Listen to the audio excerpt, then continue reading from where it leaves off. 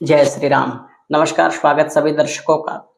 प्रिय दर्शकों, मार्च का महीना कैसा रहने वाला है मिथुन राशि वाले जातकों के लिए, इसका हम अध्ययन करेंगे। मार्च महीना, इस पूरे महीने आपकी राशि में मंगल हैं, जो ग्रहों के सेनापति हैं, आपकी राशि में ही रहने वाले हैं। राशिपति मिथुन राशि के बुध इस पूरे महीने मीन राशि में रहने वाले हैं। मीन राशि नीचस्थ राशि होती है बुध की। बुध मीन राशि में जाके नीच के हो जाते हैं। अपनी ऊर्जा में कहीं ना कहीं नकारात्मकता आती है, उनकी क्षीण शक्ति होती है। देखिए, लेकिन स्वास्थ्य के दृष्टिकोण से देखें तो ध्यान देने की आवश्यकता है। अपना ध्यान रखें, स्वास्थ्य के रूप में सजग रहें, अपनी मानसिक स्थिति, शारीरिक स्थिति को सजग और सकारात्मक रखें, ध्यान रखें अपना।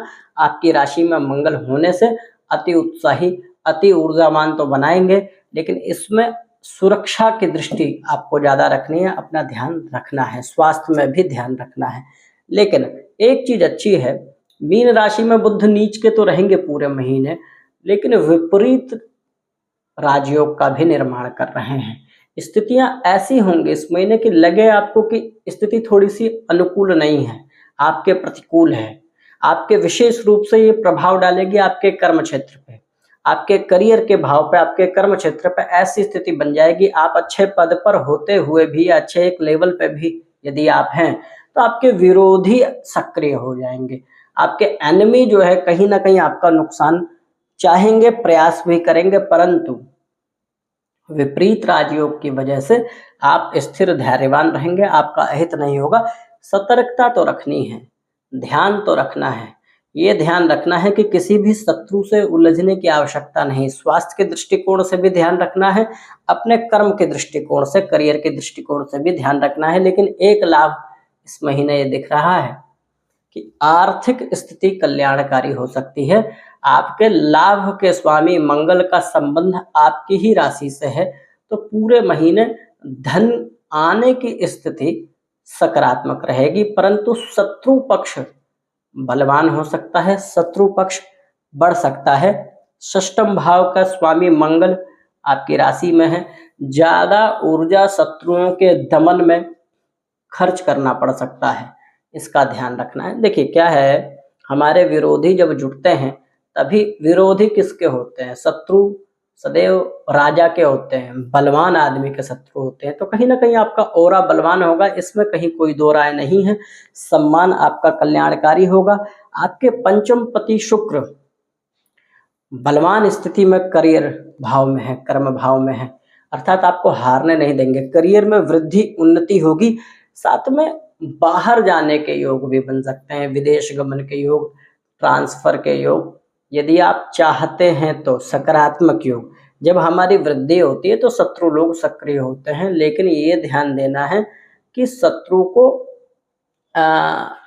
हल्के में नहीं लेना, ध्यान रखना है, लेकिन ऊर्जा ज्यादा खर्च नहीं करनी। अपने आप को बढ़ाने में ही इस पूरे महीने यदि आप लगे रहेंगे तो आपको लाभ मिलेगा। देखिए एक चीज और ये ध्यान देने वाली बात है, चतुर्थ भाव के स्वामी भी बुध होते हैं, अर्थात भौतिक सुख के स्वामी, भूमि, भवन, वाहन, इन सब के स्वामी भी बुध है।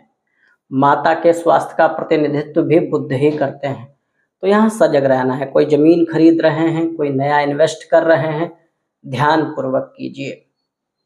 राहु से भी बुध पीड़ित रहेंगे, तो इस समय ये ध्यान देना है कि नई इन्वेस्टमेंट यदि करते हैं, थोड़ा ध्यान देना है। नया जमीन खरीद रहे हैं, गाड़ी ले रहे हैं, होता क्या है कि जब हमारी अनुकूल स्थिति नहीं रहती, पॉजिटिव स्थिति नहीं रहती, तो हमसे डिसीजन गलत होते हैं और वो अच्छी स्थिति भी खराब हो जाती है। तो इसका थोड़ा ध्यान देना है। इस देखिए एक नियम है, जब धैर्य पूर्वक करेंगे, चलेंगे, निर्णय सोच समझ कर लेंगे तो अच्छा रहेगा। एक चीज का आप बहुत अच्छा ये ले सकते हैं, अपने किसी सहयोगी का मार्गदर्शन पूरे महीना लेते रहें। अपने किसी वरिष्ठ का, विशेष रूप से अपने पिता का मार्गदर्शन, या अपने से उम्र में बड़े किसी मित्र का मार्गदर्शन यदि आप लेते हैं तो आपको लाभ मिलेगा। दाम्पत्य जीवन की यदि चर्चा करें इस पूरे महीने, सहयोगी से साथ मिलेगा। प्रेम संबंध बलवान रहेंगे, दाम्पत्य जीवन भी उत्तम रहेगा। नवीन संबंधों में भी बंध सकते हैं। संबंध के दृष्टिकोण से महीना ठीक रहने वाला है। पराक्रम भाव के स्वामी भाग्य स्थान में रहने वाले हैं। 14 मार्च तक। 15 मार्च से सूर्य का संबंध आपके करियर के भाव में बन जाएगा, गुरु की राशि में सूर्य चले जाएंगे।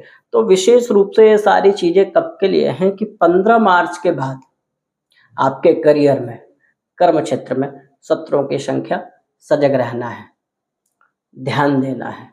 लेकिन एक बात यह है कि पराक्रम भाव का जब संबंध आपके कर्म भाव से होगा तो आप, और मंगल का संबंध पहले से ही है आपकी राशि से, तो यहाँ आपकी उग्रता नुकसानदेह हो सकती है। अर्थात आपका क्रोध, आपका गुस्सा, नियंत्रण रखना है आपको अपने क्रोध पर, अपने गुस्से पर।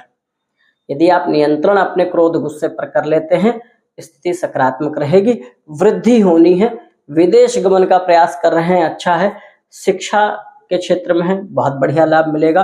दाम्पत्य जीवन ठीक रहने वाला है। देखिए एक चीज और है, शनि भाग्य स्थान में इस पूरे महीने रहने वाले हैं 29 तारीख तक। 29 तारीख को शनि का भी परिवर्तन होगा, जो आपके कर्म भाव से शनि का संबंध बन जाएगा। कर्म भाव से शनि का संबंध अच्छा, कुछ नया परिवर्तन हो सकता है, कुछ ऐसा चेंज हो सकता है जो वर्तमान की स्थिति में आपको लगे कि चेंज अच्छा नहीं है, लेकिन दूरगामी, दूर की दृष्टि से आपका ये परिवर्तन अच्छा है। अर्थात सकारात्मक परिवर्तन के भी इस महीने योग बने हैं। जिन जिन चीजों का बचाव हमने आपको बोला है, वो बचाव इस महीने करना है। ऊर्जा आपको लगानी है अपनी वृद्धि पे, अपने विवेक पे। नई प्लानिंग कोई आप करते हैं, नई चीजें सोचते हैं, अच्छा रहेगा।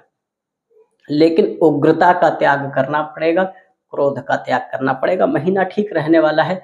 क्या करना चाहिए पूरे महीने? यदि संभव हो तो गणपति अथर्वशीष का पाठ करें, गणेश अथर्वशीष का। नहीं कर सकते हैं तो प्रतिदिन गणेश जी को दूर्वा चढ़ाइए। गणेश जी के किसी भी सरल मंत्र का जप करते हुए दूर्वा गणपति जी के मंदिर प्रतिदिन जावें, नित्यक्रम से निर्मित होकर उनको दूर्वा चढ़ावें। यदि संभव हो गणपति गणेश अथर्वशीष का पाठ तो वो करते रहें। महीना आपके लिए कल्याणकारी है। भगवान गणेश की शरण में रहने से आपकी और वृद्धि होगी, आर्थिक स्थिति भी बलवान होगी। महीना आपके लिए कल्याणकारी हो मित्रों, ये हमारा ज्योतिषीय आध्यात्मिक चैनल है। आप हमारे चैनल को सब्सक्राइब करें, वीडियो अच्छी लगती हो लाइक करें एवं शेयर करें। अभी के लिए धन्यवाद।